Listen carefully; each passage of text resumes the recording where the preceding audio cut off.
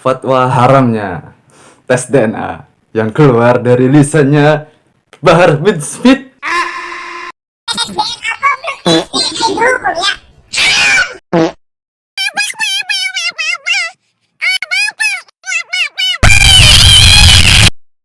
Kalian kan udah tahu ya, video si Bahar ceramah entah di acara apa itu ya, bilang tes DNA.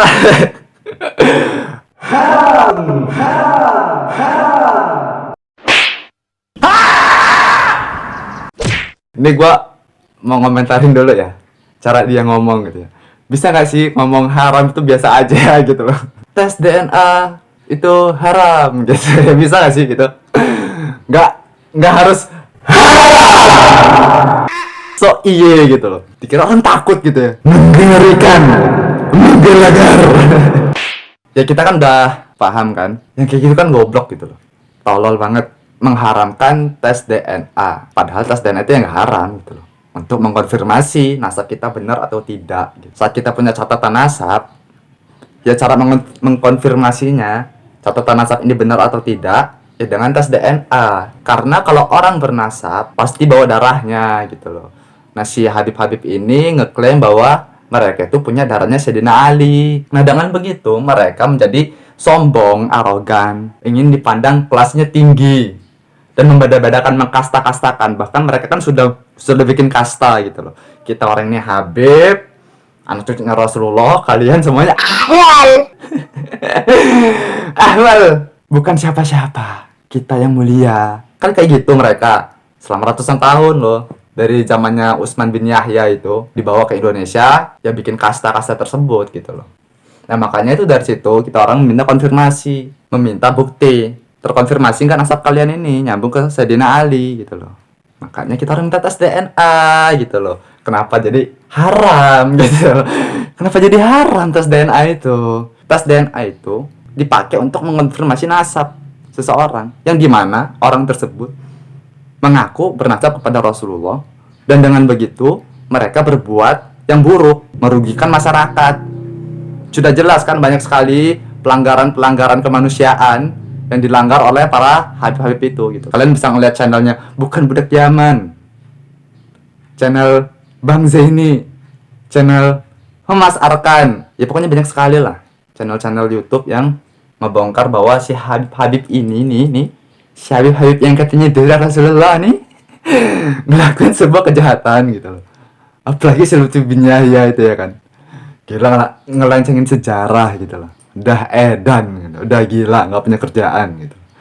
Makanya itu kita orang minta konfirmasi nasabnya ini bener nggak, catatan nasab kemarin itu bener nggak. Masa mau dibenerin aja gitu loh tanpa ada konfirmasi dengan ilmu yang pasti, yaitu ilmu genetik, tes DNA. Gimana? Apa kata dunia? Sebenarnya gini ya, untuk orang-orang nih, untuk para Habib seperti Bahar Smith, Hanif Alatos, terus seperti Yahya, Buya Yahya. Tah Buya itu apa kali ya?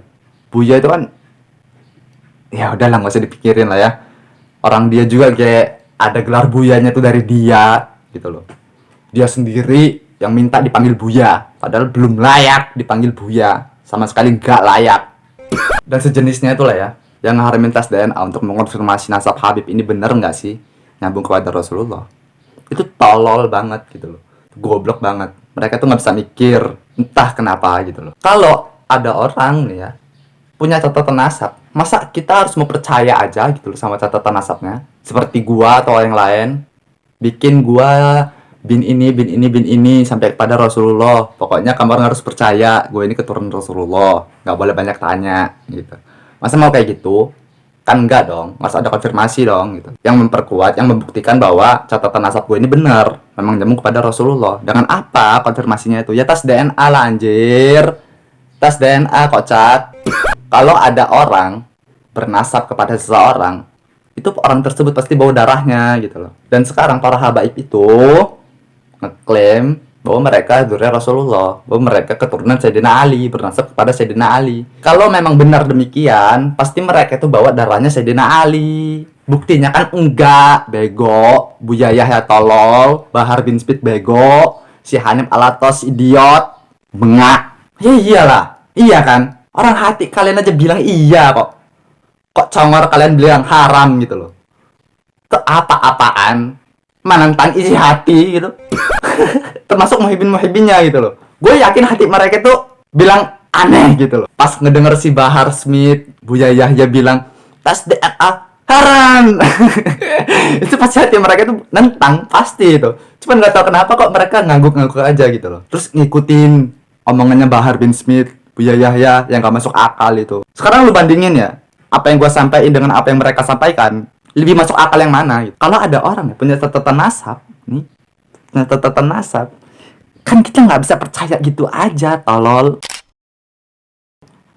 Nasab itu kan ada hubungannya dengan darah. Kalau orang aku bernasab kepada seseorang nih, gue ulang lagi ya, gue ulang lagi nih, gue ulang lagi, biar lu capek dengernya gitu. Ini pasti si orang ini bawa darahnya, namanya juga bernasab. Nggak mungkin orang bernasab kok nggak ada darahnya, nggak mungkin, nggak mungkin, nggak ada tuh kejadian kayak begitu, nggak ada, dan nggak mungkin ada gitu, nggak mungkin ada. Semua hal mungkin, yang ini doang yang nggak mungkin, itu yang ini doang gitu, ini doang. Sekarang kalian nilai sendiri mana yang lebih masuk akal, dan jangan juga bilang kita nggak boleh ngurusin siapa anaknya siapa gitu.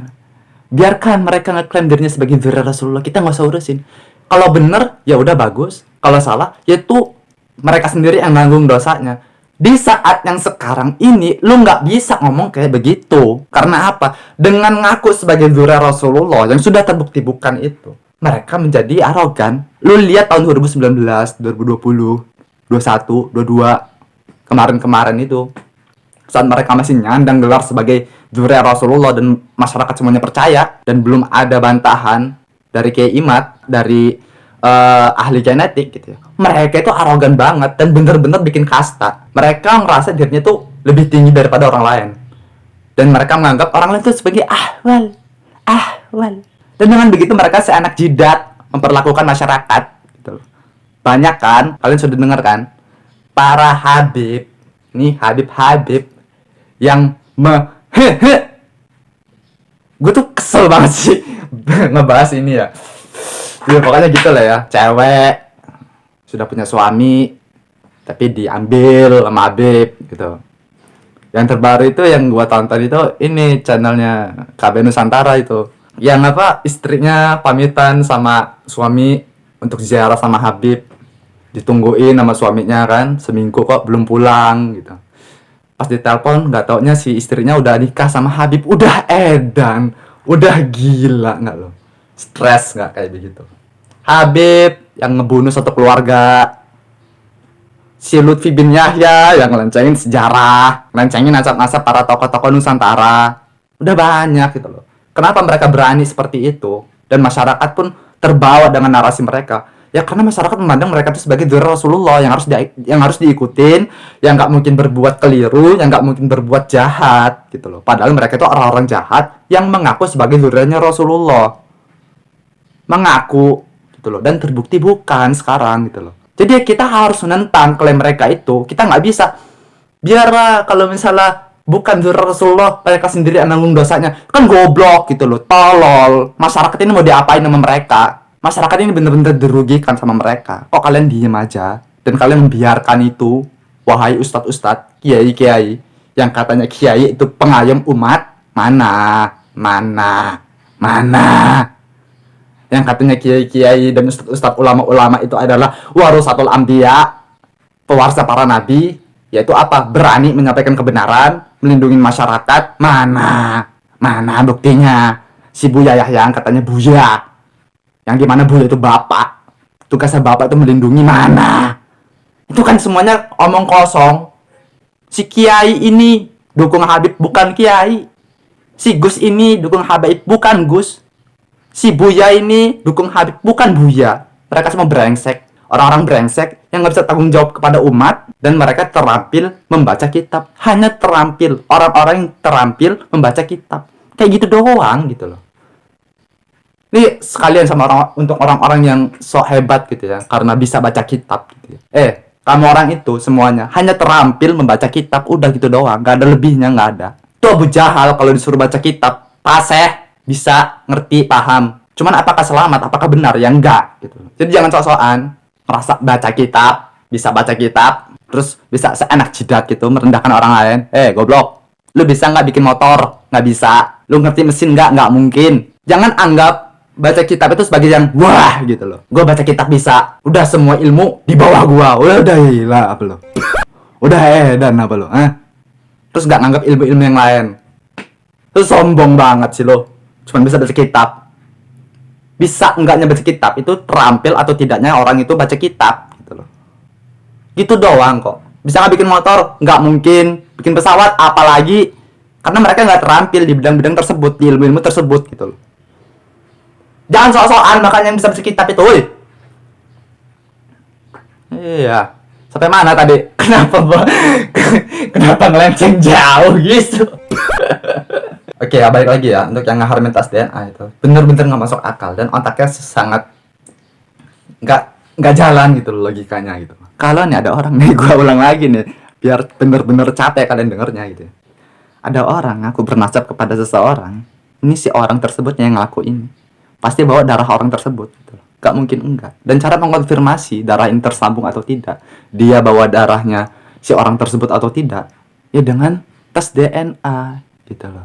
Ya paham ya. Jadi kalau si Habib ini, aku sebagai keturunannya Sayyidina Ali, bernasab kepada Sayyidina Ali dengan catatan nasab mereka itu yang sudah ditentang oleh Kiai Imad bahwa itu catatan nasabnya nggak benar gitu ya. Ya satu-satunya cara konfirmasi yang paling kuat adalah dengan tes DNA. Itu loh, ya. Paham nggak? Muhibin yang goblok, ustadz yang tolol, gus yang bego. Itu loh. Apalagi kiai-kiai yang nggak mau ngurusin masalah nasab ini, nggak mau berbicara aja nggak mau, gitu loh. Kenapa masih nyandang gelar kiai? Gitu. Udah copot aja gelar kiainya. Bikin aja, aku ini guru yang bisa baca, seseorang yang bisa baca kitab, dan aku bisa ngajarin orang lain untuk membaca kitab. Udah gitu aja, guru membaca kitab, udah gitu aja gitu. Nggak usah kiai ketinggian, ada gelar kiai di depan nama lu itu ketinggian, karena kiai itu tanggung jawab dan lu nggak punya tanggung jawab. Siapapun kalian, kalau nggak mau ngurusin nasab ini, ya nggak usah bergelar kiai dulu, Bung. Tahan. Kalian hanya orang terampil yang punya keterampilan membaca kitab, udah gitu aja gitu loh. Udah, nggak usah pakai kiai-kiaian. Terlalu berat untuk kalian menjadi kiai itu, terlalu berat.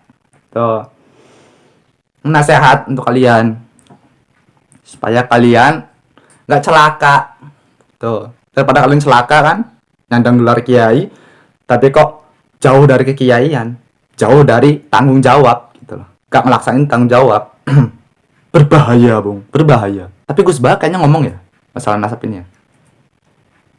Nggak tahu deh, gue juga belum nonton ya, belum ketemu gitu loh video kalau Gus Bah ini ngomongin nasab gitu. Ntar kalau kalian ada linknya, videonya Gus Bah ini bener-bener ngomongin nasab dan tidak membela Ba'alwi. Karena apa? Ba'alwi ini udah nggak bisa lagi dibela gitu loh. Darah mereka bener-bener nggak bawa darahnya Sayyidina Ali. Ngapain lagi dibela? Dan nggak pantas dibela, dan nggak bisa dibela, nih di bold kata-kata gua, nggak bisa dibela mereka itu. Karena apa? Sudah pasti mereka bukan keturunan Rasulullah, karena darah mereka tidak membawa darahnya Sayyidina Ali. Seharusnya nih tokoh-tokoh agama seperti kiai atau gus atau ustadz yang punya kegiatan rutin mengajar orang, ceramah di depan orang, harus menyampaikan ini gitu loh, bahwa si Habib itu, Ba'alwi itu, habaib semua dunia ini, itu bukan zuriat Rasulullah. Karena apa? Mereka tidak membawa darahnya Sayyidina Ali menurut hasil tes DNA mereka gitu. Jadi paham ya kalian di mana posisinya Buya Yahya, di mana posisinya Buya Qurtubi, terus di mana posisinya para kiai-kiai dan gus-gus yang nggak mau bilang bahwa Habib itu bukan zuriat Rasulullah. Kalian tahu lah posisi mereka di mana sekarang gitu. Mereka menentang kebenaran dan mereka tidak mau menyampaikan kebenaran. Sedangkan ulama itu adalah gelar untuk orang-orang yang mewarisi sifatnya para rasul. Apa itu? Menyampaikan kebenaran walau pahit. Karena Rasulullah kayak begitu, harusnya ngewarisin itu gitu, dan berani menyampaikan kebenaran apapun resikonya. Dan juga ini pesan untuk para kiai dan gus-gus, orang-orang yang punya gelar kiai. Sadari bahwa gelar tersebut itu bukan pemberian hanya untuk kepada orang-orang yang terampil baca kitab. Enggak, itu loh. Itu gelar-gelar orang-orang yang punya tanggung jawab. Dan kalian harus belajar tanggung jawab kalian itu apa. Tuh, makanya nggak dikira mudah gitu ya jadi kiai, goblok. Tolol lo. Dikira kalau baca kitab itu udah pasti jadi kiai. Ngondok ratusan tahun itu udah pantas jadi kiai itu.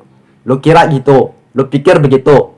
Baca ribuan kitab, cocok nih gua jadi kiai. Lu pikir kayak begitu, semudah itu jadi kiai. Baca kitab itu mudah, belajar kitab itu mudah, karena itu satu ilmu, sama aja semua ilmu itu bisa dipelajari. Kalau kita mau belajar, mudah itu semua gitu loh. Apa lo kira memegang warisan para nabi itu dengan begitu doang, belajar kitab doang?